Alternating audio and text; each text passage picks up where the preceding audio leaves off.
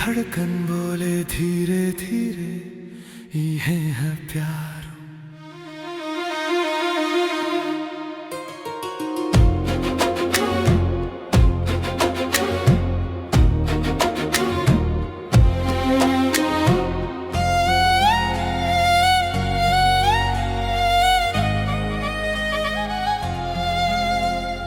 अखियां मिलल फिर निंदियां उड़ल, उड़ गईले चैन करार।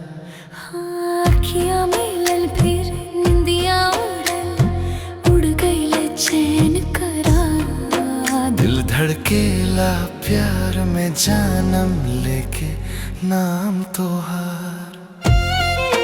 दिल धड़केला प्यार में जानम लेके नाम तोहार। ये है प्यार प्यार प्यार, ये है प्यार, ये है प्यार प्यार प्यार, ये है प्यार।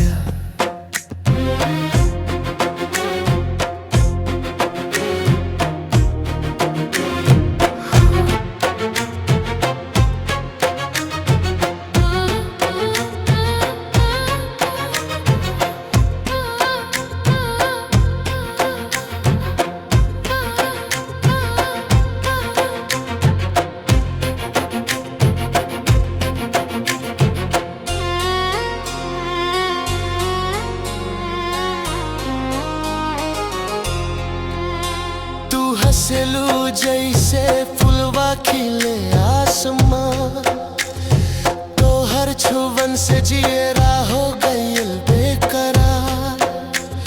नजर मिले तड़पे दिलवा जैसे सावन के बहार। ये है प्यार, ये है प्यार।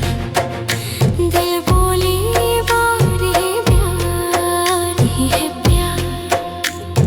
रात जियरा न माने तोहार ही सपना सजाए।